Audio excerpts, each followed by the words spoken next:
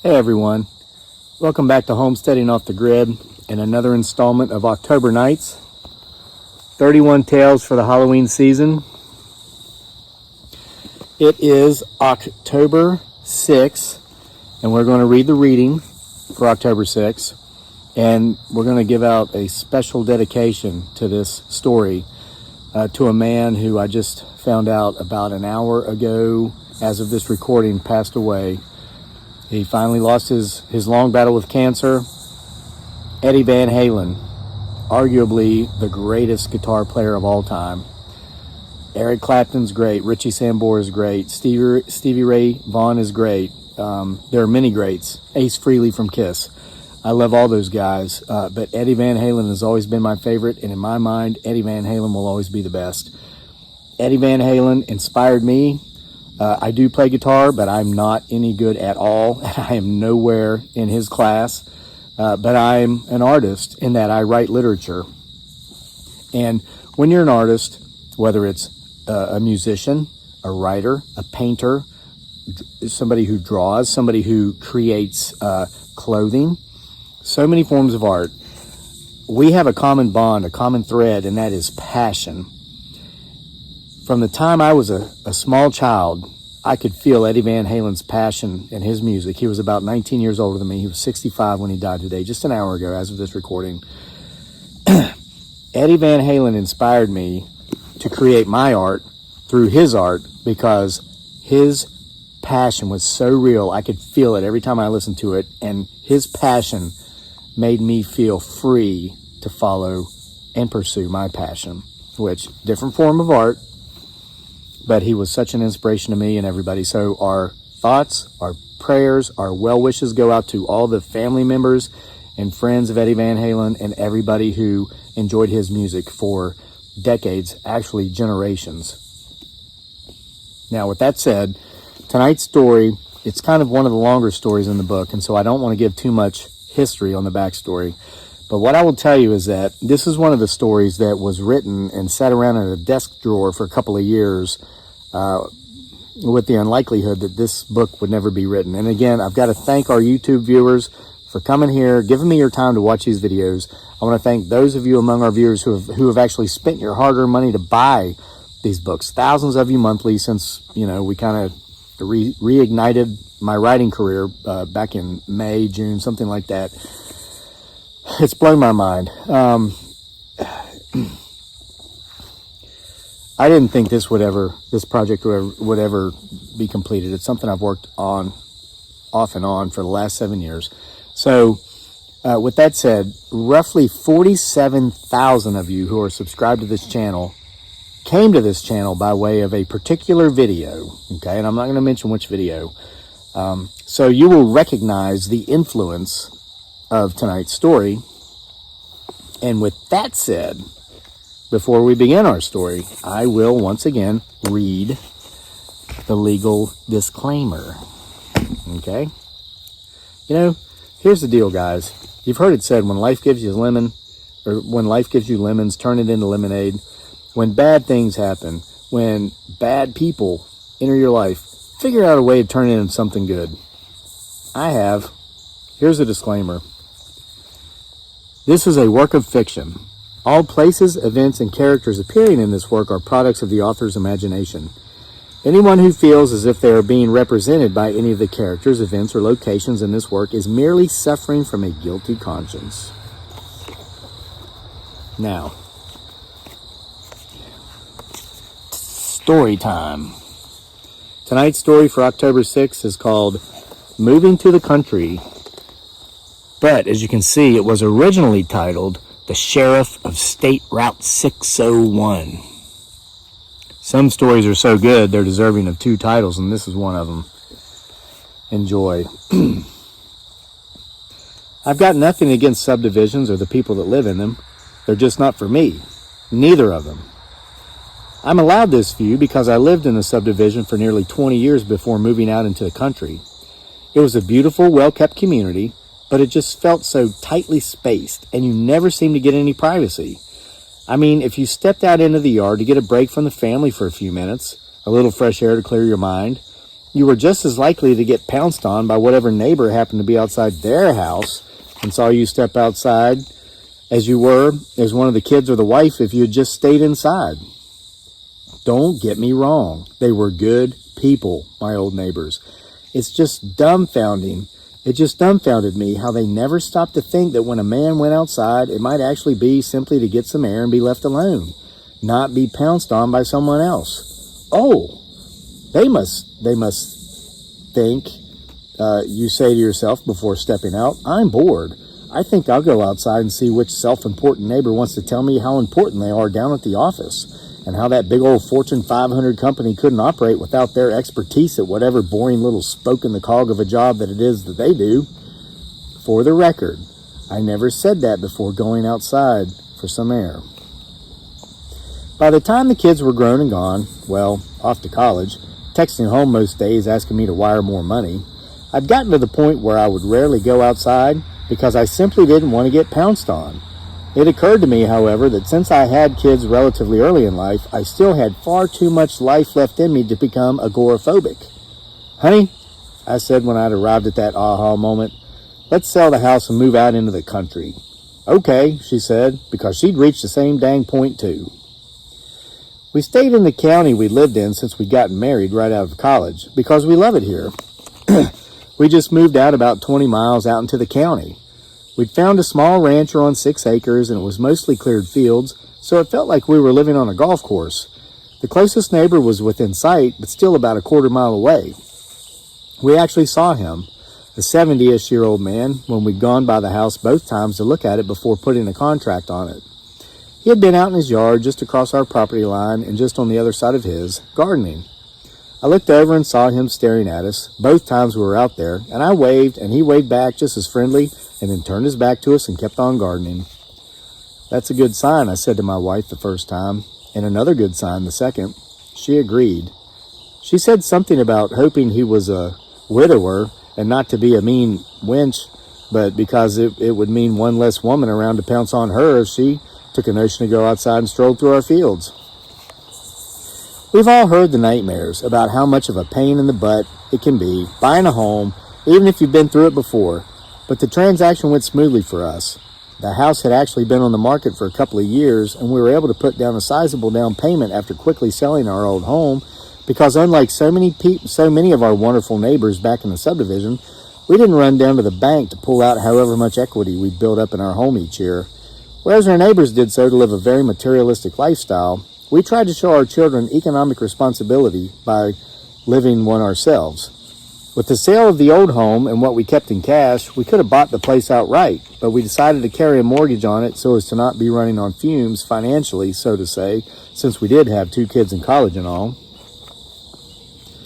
I'll be danged if it wasn't the first day after we'd moved in, and the kids were off in school, so they were no help, but we didn't mind. And here came the welcome wagon.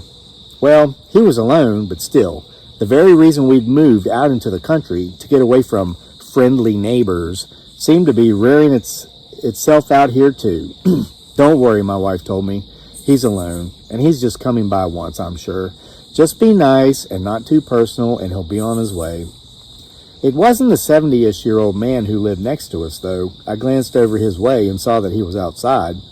He'd been gardening, but he was now resting on his rake or hoe or whatever gardening tool he'd been using, watching the car that was coming up our driveway. It was a newer model Subaru wagon of sorts, and it had handicapped license plates on it. The man driving was alone, as my wife had pointed out, and he looked like he was in need of a shave, a shower, a gym membership, and a new diet. He stepped out of his car and said, "How do?" and just started making his way up to us like we'd known him forever. As he drew close, we could smell him. He, honest to God, smelled like he never bathed. He wore a full beard, and it was peppery, making it hard to guess his age, but I'd say he was close to the same age as me, perhaps a little older, though his physical appearance made him look a lot older. "What can we help you with?" I asked, not in a rude tone, but in one that would let anyone with any degree of basic social skills know that we didn't want to be bothered. "Well now," he said, stopping in his tracks and reaching out to grab the rail going up along the steps of the porch. We were standing on the top, blocking the porch, giving no indication that we wanted him to come up and sit for a spell, as many people down here in the South like to say before basically moving in for a month. Ain't no reason to go greeting people like that, especially when you're new and they ain't. What is it that you need? I said, ignoring his passive aggressiveness. I'd dealt with people enough in life to know that most of them view any sort of kindness as a weakness. I wasn't trying to have a D-word measuring contest with this guy, but I wanted to make it clear to any curiosity seekers that we expected would drop by on the new people, like this guy, that we weren't here to satisfy curiosities. We were here because we wanted to live in peace and be left the hell alone. I can see you're not in a good mood, he said, letting go of the rail and turning back toward his car. Once he reached it, he opened the door and just before getting in said, I'll just stop back another time when you're not so upset. And then he drove away. Water break. It's a long one.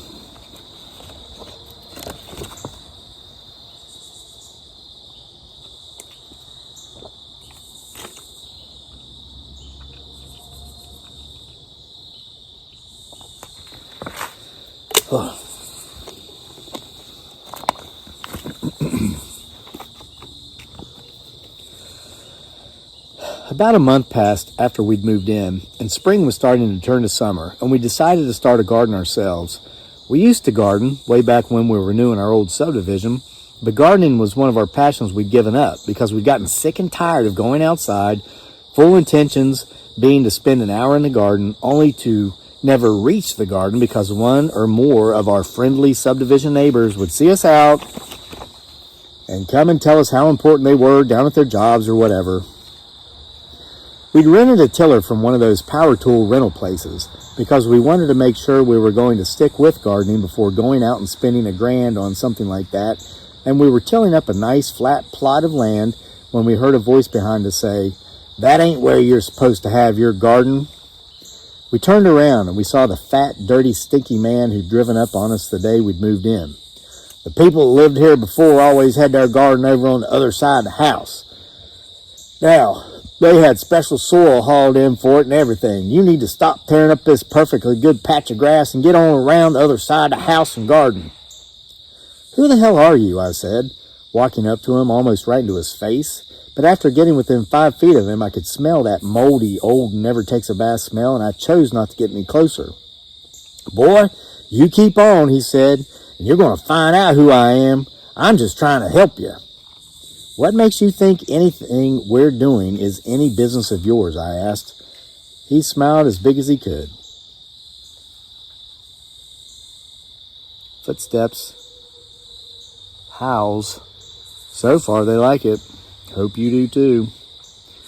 He smiled as big as he could, ear to ear, and he looked like a coal miner who took December jobs as Santa, and he said, "I'll stop by and check on you folks regularly, 'cause I'm friendly. When I see you out, I'll make sure to always stop by and say hi, and eventually I'll catch you in a good mood." And then he began walking back to his car, which was back on our drive about 100 yards away. It's why we'd never heard him pulling in. "It's okay if you just wave and keep on going," my wife said. "You don't need to stop." She was trying to be friendly about telling him to F off, but he was at ninja level when it came to passive aggressiveness, so her efforts were futile. "Oh, I'll stop," he said, stopping and turning to face us as he did, "because I'm friendly." And then he turned and walked away. The next day, I happened to notice the old man that lived beside us out in his garden. As long as we'd lived there, he'd never come over to meet us, nor had we gone to introduce ourselves to him. I had the suspicion that he appreciated it as much as we did, and when I got to talking to him that day, I'd find out I was right. He was a live and let live kind of guy, and it's why he'd left the city and moved into the county himself out in the country a long time ago. "Sorry to bother you," I said, walking up to the edge of our property's border, "but I wanted to finally introduce myself to you. My wife and I just moved in about a month ago." He put down his rake and walked over to the property line and extended his hand for a shake. "Name's Bert," he said. I told him my name and we exchanged a few simple pleasantries, but I didn't want to waste any more of my time or his than I had to, so I cut right to the chase. "I'm not a gossip," I said, "but I've got to ask you about someone that I think lives out here." "Dirty fat bastard in the Subaru," he said, instinctively. "Yes," I said. "How did you know?" Bert threw his head back and laughed loudly. I learned from Bert that the dirty fat B word, sorry, I let the other one slip. I was just really on a roll here. I learned from Bert that the dirty fat B word in the Subaru was named Roy Jenkins, but everyone called him the Sheriff of State Route 601 because he's always up in everybody's business, telling them what they can and can't do, Bert had said when I asked him why they called him that, this dirty fat B word in the Subaru. Bert said the guy was just a few years older than me, and he can remember him back when he was a kid. He said the guy actually lived up the road about 2 miles, but back when he was a kid, he'd actually get up early and walk to the various school bus stops scattered along the old country road in order to pick fights with other children. That's how I saw him first, Bert said. I was out early getting the paper, and I saw him get up in another boy's face just down the road over there, he said, pointing toward a wide spot on the other side of the road. He told the boy he'd heard he'd call him a bad word. We'll leave it at that. The other boy said he never called him that bad word, so then Roy told him he didn't take kindly to him being called a liar. The other boy told him he'd better back off because his daddy had told him that if he ever felt like he was going to get into a fight, to hit first and hit hard, and he was getting the feeling old Roy wanted to fight. I was listening to this story, this bus stop tale, with deep interest, as knowing how this dirty fat B word in the Subaru had been as a child could lay a somewhat decent foundation for understanding him as an adult. Then old Roy told the boy he was going to be in a fight, so he'd better hit first and he'd better hit hard, so that other boy drew way back and clocked him a good one. I could hear the pop from over here. Thought it was going to take old Roy's head off. What happened? I asked. Old Roy turned and smiled at that.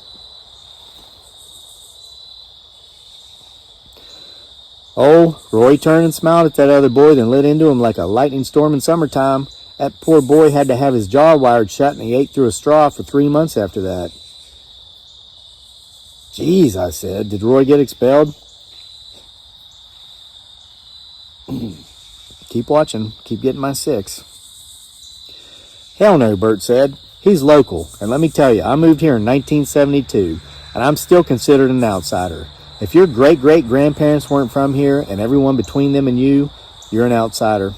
And a few households of locals who remain view you as free entertainment as far as any harassing they want to do goes. I had no idea, I said, and I was truly amazed.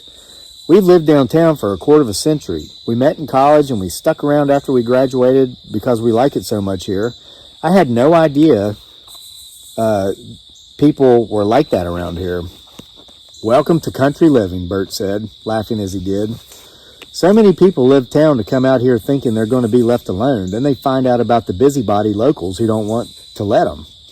Most of them are on some form of welfare, mostly disability for injuries or conditions they don't really have, and all they do is run up and down the road all day harassing people. Bert went on to inform me that the dirty fat B word in the Subaru lived on a 40-acre tract of land he shared with his 2 brothers and a sister. Their parents had been long dead, and half the siblings wanted to sell the land, the other half wanted to keep it, and they all had white mobile homes with black trim sitting 20 feet apart from each other right in the center of the property. With that much land, I said, why didn't they spread out, give themselves some room?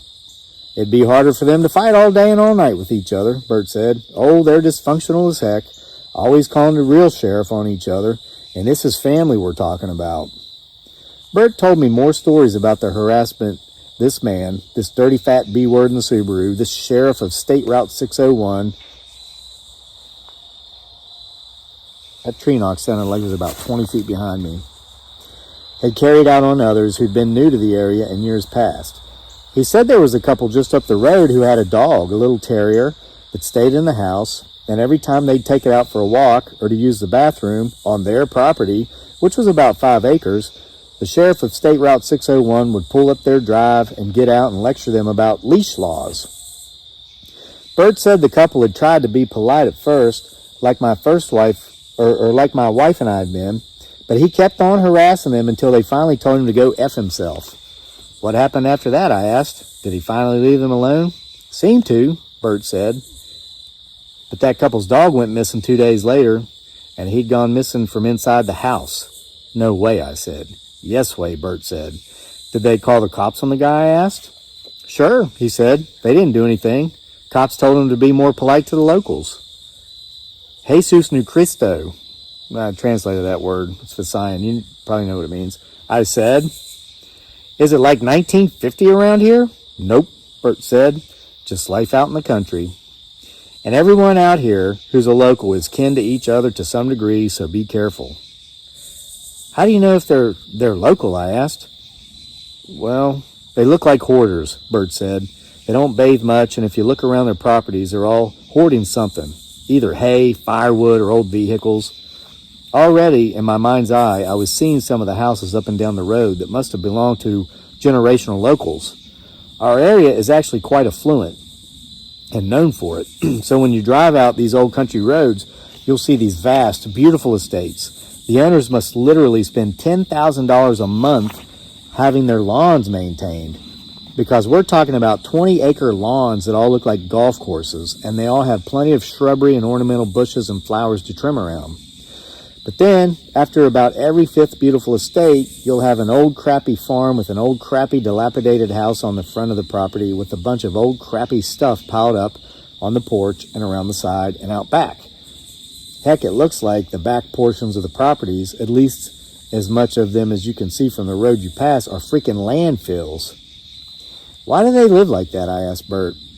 Despite the new people with money that's coming in here, mostly from the Northeast, and bought up all the land that used to be theirs, the land they had to sell off to settle estate taxes as each generation before them died.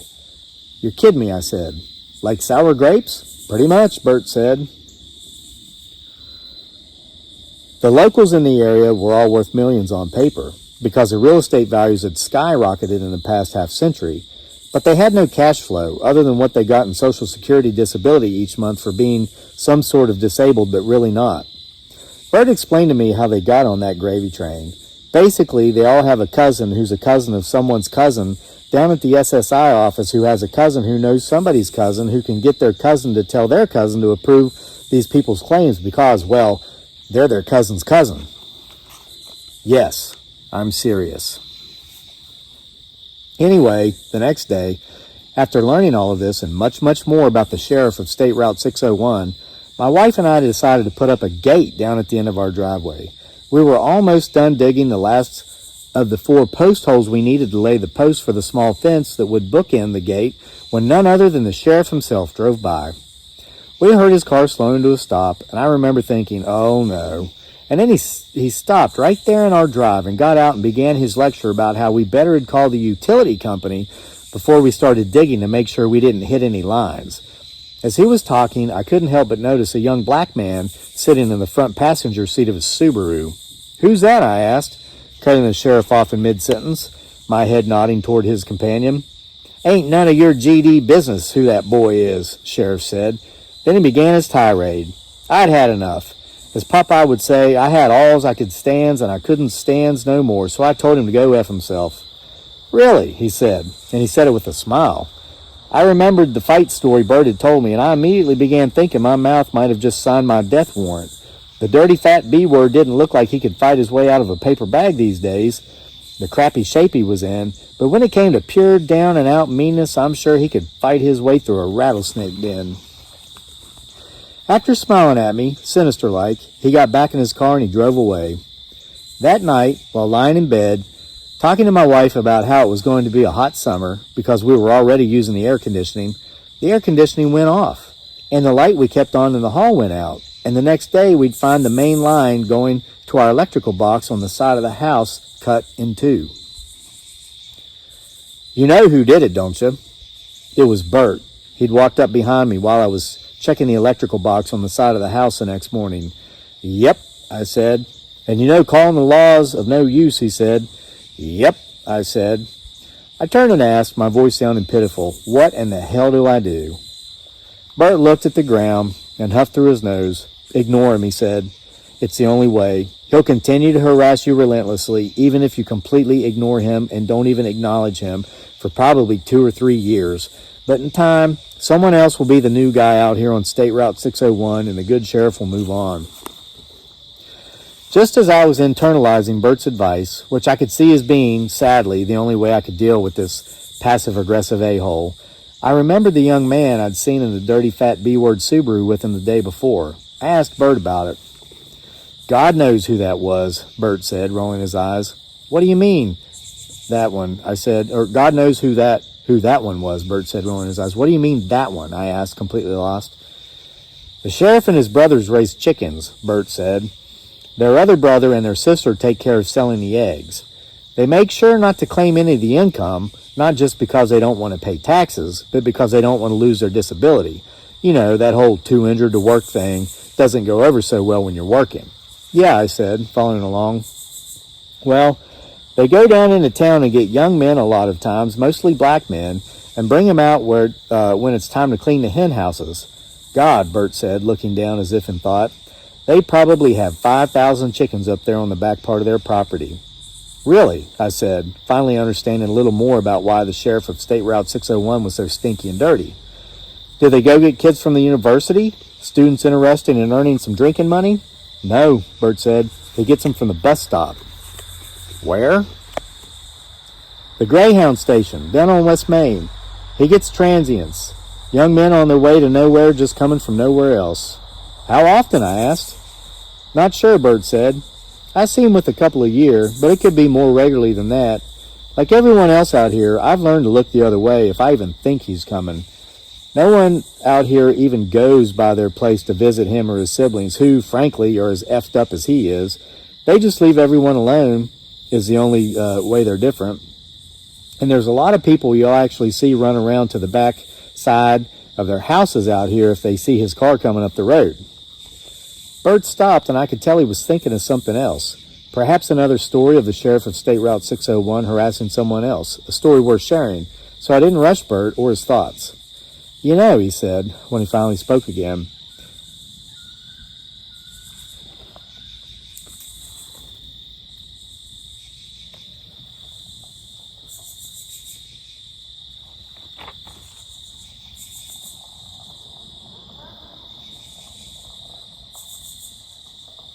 getting creepy. You know, Bert said when he finally spoke again, this sounds nuts, but I've always had the crazy idea that one of these days they're going to... Tree knock.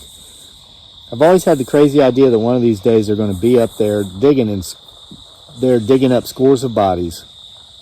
What? I said. I don't think I'm following you, I said. Bert looked up at me, and the look on his face was one a person wore when they realized they'd said something they probably shouldn't have. So he said, oh, nothing. Hey, I got to go, and he did. So that was a little uneven reading there because we got some stuff going on back here. But Bert always suspected that they'd go up to this guy's place, Sheriff of State Route 601, and find scores of bodies, dig them up someday. My wife and I bought this house out here in the country a long time ago. We finally got our kids through college and graduate school, and those kids made us grandparents about 10 years ago. Our neighbor Bert passed away about 5 years ago, and we've had no more problems with the Sheriff of State Route 601. Bert had been spot on with his advice on how to get rid of the sheriff, by ignoring him. It was hard at first because the man would drive back and forth in front of our house, and if he saw us out, and he would just stare us down, and sometimes, if I were out jogging, he'd trail me and refuse to pass. But even then, I was able to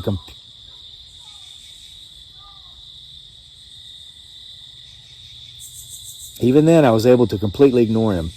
And like everyone else out this way, I made sure to never get close to his property. And everyone out this way now understands that that had been his strategy all along. The best way to keep people away, to keep prying eyes off of you and your place, was to be such an annoying neighbor that no one would ever think of just dropping by to say hello and possibly find the bodies. It turns out, about 6 months ago, that one of the transients the Sheriff of State Route 601 had hired to help him shovel chicken crap was not a transient, but the runaway son of a state senator from out in California. He'd run away to experience real urban life, as he'd stated in a letter he'd left behind, having felt that growing up rich and privileged kept him from knowing the true young black experience in America. And you can imagine, since the young man came from wealth and privilege, his father being a senator and all, when the young man never came home and was not heard from again, people cared, and they went looking.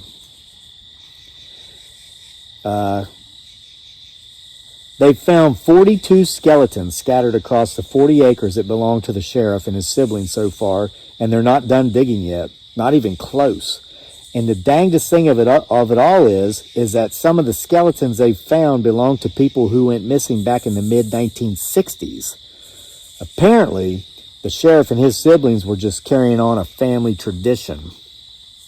But more creepy than that, some of the other locals, these folks who are cousins of someone's cousin who is a cousin to the sheriff of State Route 601's cousin's cousin, they've all been putting up no trespassing signs on their properties, as if, all of a sudden, they're afraid that the authorities might come digging up their back 40s next.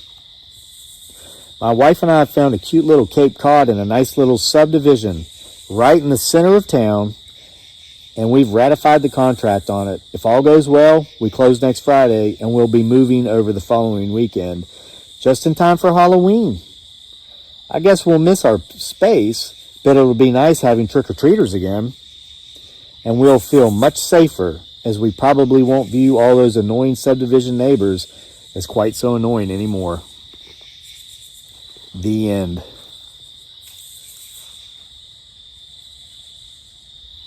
Obviously, our audience and attendants behind me in the forest enjoyed tonight's story. Hope you did as well. See you tomorrow night for another installment of October Nights, 31 Tales for the Halloween season. Thank you for being here. And may the spirit of Eddie Van Halen rest in peace forever.